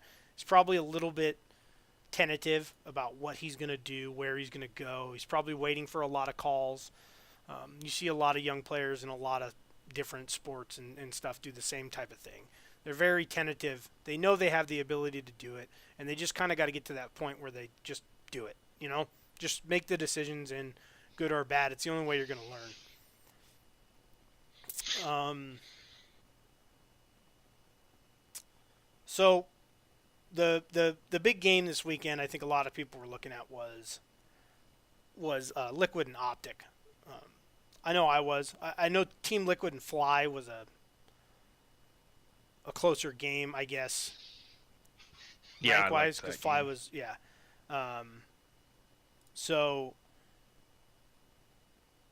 FlyQuest was obviously having a really good run this year. They still are, but Liquid they just look so much better than everybody they're playing against. Kind of the G2 thing. I don't know if they're as good as G2, but they've looked they've just looked amazing. They've looked head and shoulders above everybody in the league. And they played the second place team this week, and they beat them up pretty bad. Core JJ, X-Smithy, Impact, Jensen, Double Lift is just, it's such a good, solid lineup. There's so much there to go through. I don't know how much of a chance anyone in the league is going to have against these guys. I'm not saying they'll go undefeated, but there's a decent chance they'll go undefeated, unless they start screwing around or something. Well, you've said it before, and it's true. They have the best jungle in NA. Right. Not a debate. That is true. Yep. And they probably have the best mid laner in NA in Jensen. So when you've got 2 of your 5 lanes, number 1, you're going to win a lot of games. And that's, that's what they're doing. And, Double Lifts, he's probably the class of NA at AD carry. He is. Until Bang got here, yeah. But, I mean. He is locally anyway, so that's. 100%. You can argue 3 out of 5. Yeah, you can argue. It's tough to lose. If it's the right meta, too. I mean, Impact's. I mean, some days amazing, right? But. Yeah. Tank top laners, if Shen and that type of stuff starts getting into the meta again in the top lane, you can argue that Impact's the best top laner in NA. Yeah, it could get out of hand. But again, we have to talk about their picks and bans in this game too. Right. I would argue too that Core JJ is the best support in NA. Yeah, I suppose it could be. I mean, you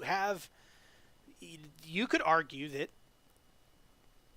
I think your lowest argument, and it's only because of Bang, would be Double Lift. Can you ever put Double Lift above Bang, and who's a better AD carry? I don't think you can because of the international and stuff like that.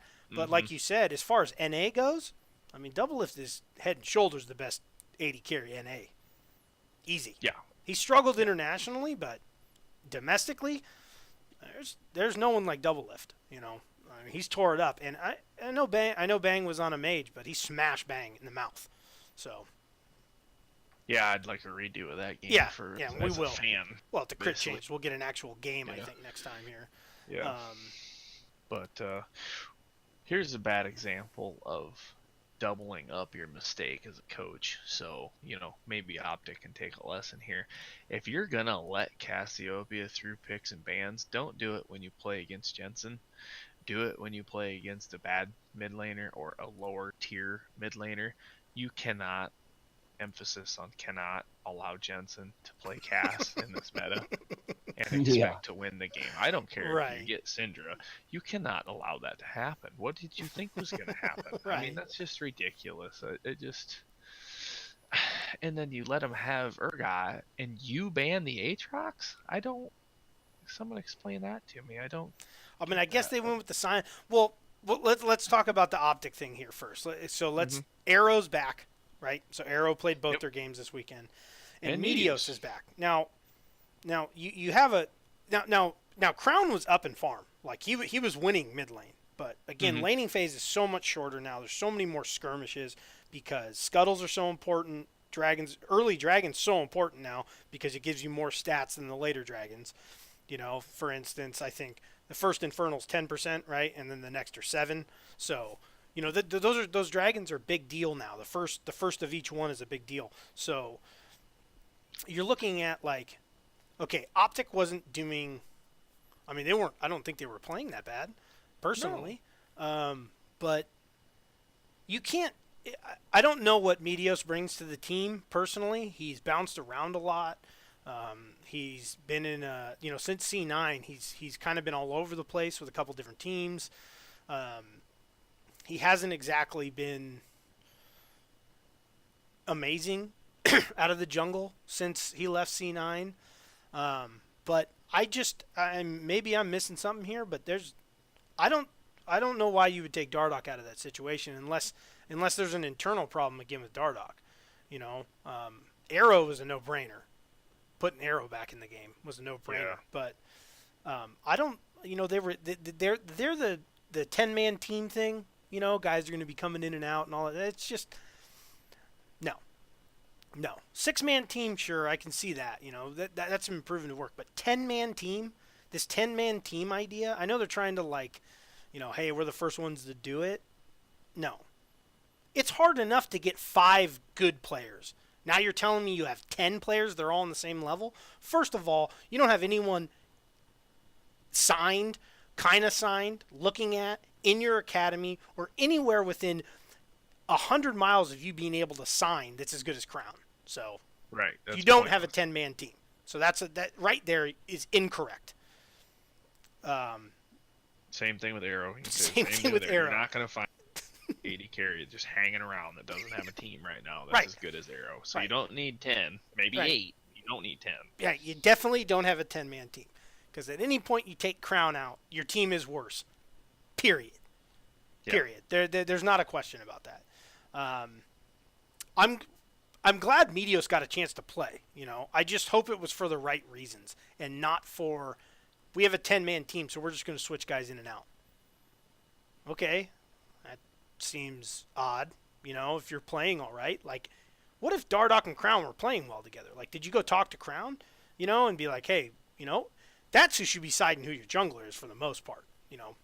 At the end of the day, him and the coach should be talking about that. Who do I feel more comfortable with? Who's going to help me get ahead in these games? Because you're playing through Crown and Arrow. You're not playing through Dokla. You're not playing through your jungle for the most part. Dardoch has shown to be on, but it's not a carry jungle meta, so to speak. You're not going to see a lot of Nidalees and stuff like that. You'll see your Lee Sins and your Camille's, but there's still more there to enable someone else getting those kills, because later in the game they're not as useful. And who's going to be your bot lane ganker? It seems really odd, and I feel like they just gave a couple games away this weekend, trying to pretend they're a 10-man team so they can be different, because you're not a 10-man team. I mean, we just proved that. I'm pretty sure that's mathematical evidence. If you did the math on that, I mean, you're 8. Someone would back me up on that. Just, you don't have a better mid laner than Crown, or you have 80 carry than Arrow. So that was kind of weird. I was really excited about this matchup, and the mid lane was fine. Crown was up CS, but it comes back to what you talked about. You can't give Jensen Cassiopeia in this meta against a Gragas jungle, especially. Ugh. He missed 2 big ults today too, like 2 big ults. One of them he saved somebody. I mean, it didn't look good. Yeah, let's put it that way. You can't do that. Let's put it that way. I don't know. I feel like Optic should be a lot better than they are, but if you keep switching guys in and out like that, you only play 2 games a week. Again, it comes back to that.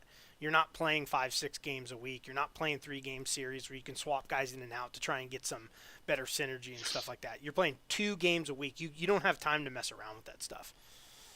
They got dump trucked by Team Liquid today. It was okay early, but it got really ugly later. And you gave them, Sivir, Alistar bot lane. Spell Shield is just too important. I mean, it's so hard to pick Sivir, especially as a Gragas. Like, he hops in and throws his barrel out to get her back. Spell Shield, thanks for coming, whatever. Like, doesn't matter. He's got Core JJ there, sitting there protecting him. It just seemed odd. And there's not much to talk about with Team Liquid. They're just better than everybody else. It's as simple as that. They're in the same situation as G2 in their region. They're just better than everyone they play. And they have the best jungler in the league. And I think that's really important right now. And Xsmithy has looked like the best jungler in NA for a while, personally. But, I mean, he's been leaps and bounds better than everyone he's played against this year.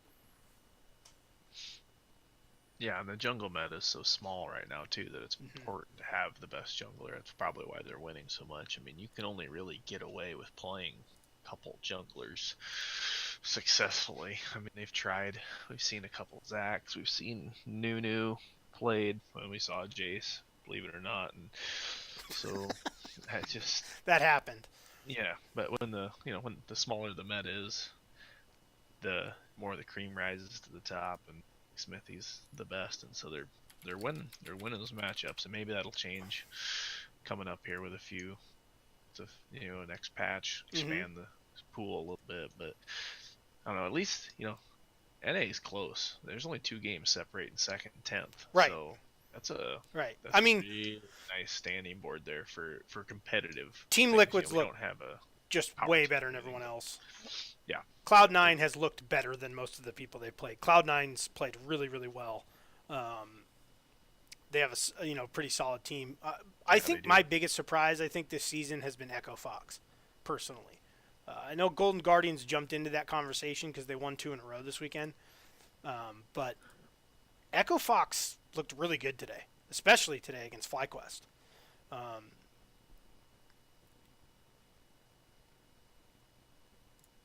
They obviously, last season was pretty rough. They kind of revamped the roster a little bit. They brought in Rush. But, I mean, man, they had a big win today against FlyQuest. That was I don't think anybody expected them to win that game. And it was pretty close. It was a close game. But, they pulled it out. Even with Santorin kind of popping off on Nocturne. FlyQuest looked like, I don't know, maybe they kind of got lucky earlier in the season. But the notorious POB was all right today, But, you always have that wild turtle. They talked about it on the cast today that, he's learned that he needs to just lane instead of flashing forward, trying to get kills and do all this stuff. But that's kind of who he is, and that's kind of what you expect out of Wild Turtle is this hyper-aggressive AD carry, right?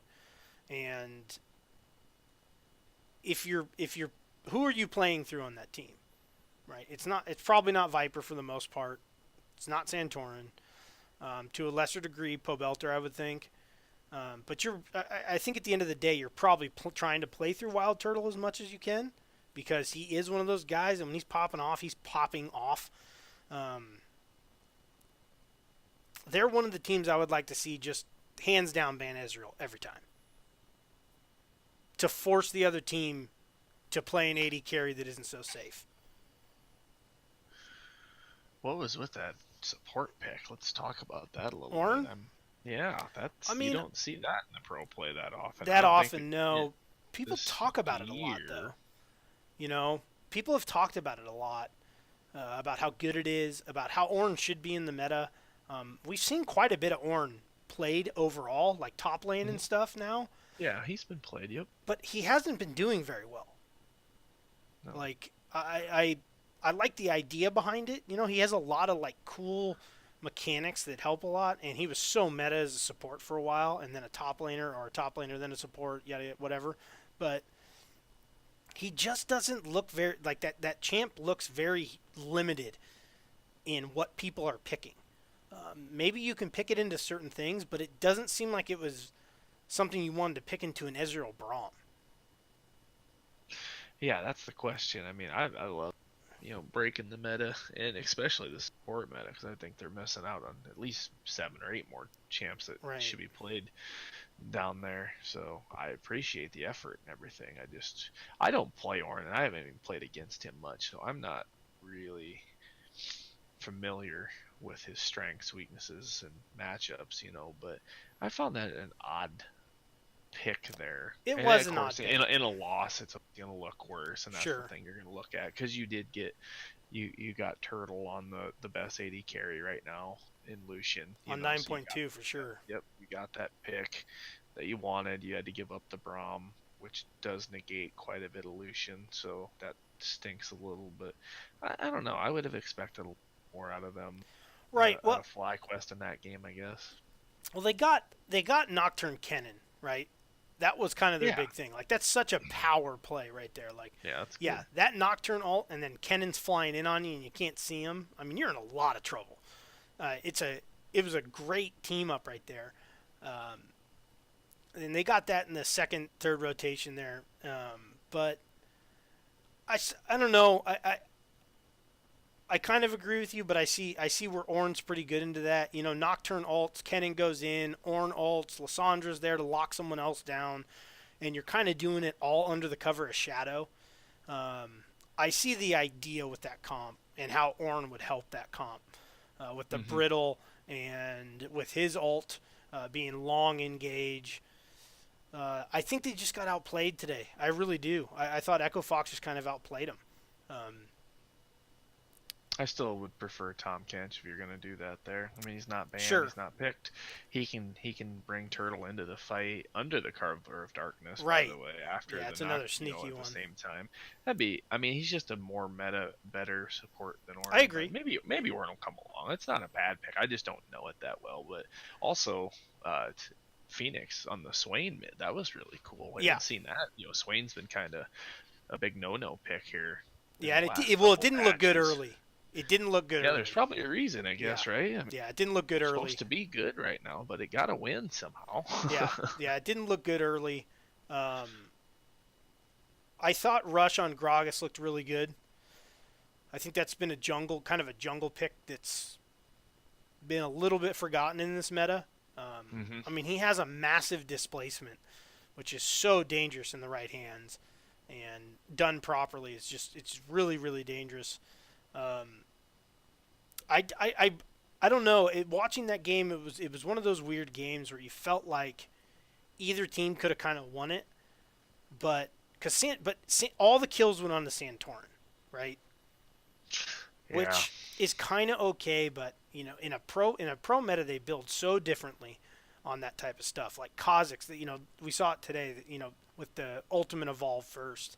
I've seen a couple of people build Black Cleaver on Kha'Zix. That's something you wouldn't even dabble with in solo queue, for the most part.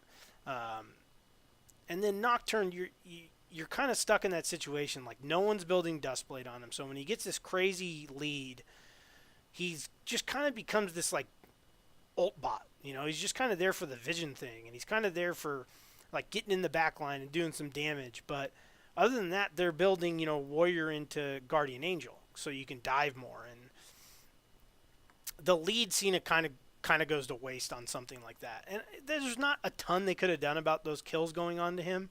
It's just kind of unfortunate, if that makes any sense.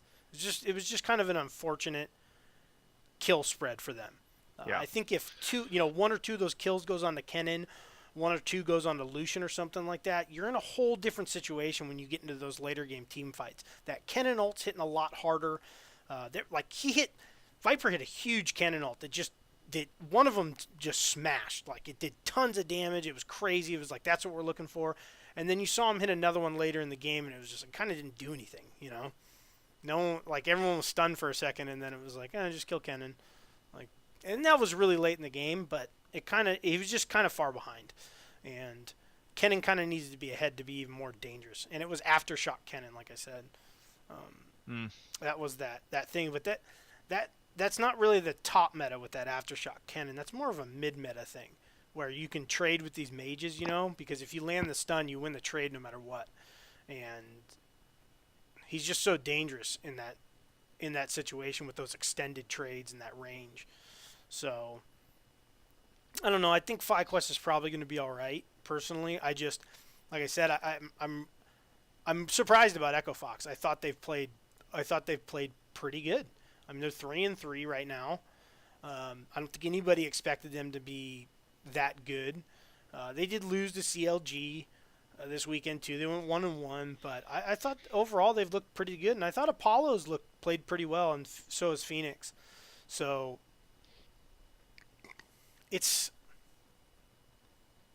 I don't know. I think they're an interesting mid-level team, because I think they could, if the meta changes for them, I think they're one of those teams in 9.3. There could be a lot of changes in how dangerous they become kind of right away, just like FlyQuest and just like CLG with Stixxay and Wild Turtle. Those crit 80 carries come back. That's kind of Wild Turtles and Stixxay's thing. You know what I mean? So it'd be pretty interesting. And it'll be interesting to see if something like Corki starts coming back in the meta now, mid lane. Oh, yeah, I think it will. Yeah. So I think that's going to be interesting. 9.3 is going to be – those are a lot of big changes, especially in something like Pro Play. I mean, I don't know if it's going to completely change the top lane meta or the jungle meta, but it's going to definitely throw the mid and bot meta, like, almost out the window. We've been playing on it now for a little while, so we know. But, Kai'Sa and Lucian aren't as dangerous when you have something like Caitlyn or Ashe there. Because if you can outrange Lucian and he doesn't have a support that can get on top of you, or hold you there for him to just start teeing off on you, and you're just getting poked constantly with that terrible range of him. And Kaisa, same thing. It's going to change the bot lane meta quite a bit, which is going to change your mid lane meta, which is going to change your jungle meta, and that's kind of how it goes. It rolls like that. Like, okay, Lucian's not in such a great spot, not because he got necessarily that much worse, but a lot of AD carries that are historical counters to him have gotten quite a bit better. It'll Caitlyn's change dangerous. the support mess. It'll change the support up too, just because it'll bring some other AD carries in that aren't getting played much. And I think we might be on the cusp of seeing some Tristana in pro play again, and that's always fun to see. We haven't seen her at all yet that I know of anyway, maybe once. I don't think so though. Her laning phase is pretty bad right now. Yeah, it's kind of rough unless you can get a full trade off. Get that fixed. It'll be. I don't know. I like seeing her in pro play. She's another one I enjoy. I enjoy seeing. Caitlyn's her dangerous when she's right really now. good. Period. Yeah. Like she's dangerous right now. Her mid game, her early mid game, which was always or lately has been kind of bad, is a lot better. You get to build that Infinity Edge first, and you get the crit with it. Then you get your boots. Even just like a half just a zeal at that point. You're pretty dangerous. And the next time you show up mid lane, like while everyone's kind of jockeying for position, and you have a rapid fire cannon, there's a lot of people taking a lot of damage before those fights start. So I think the meta is going to.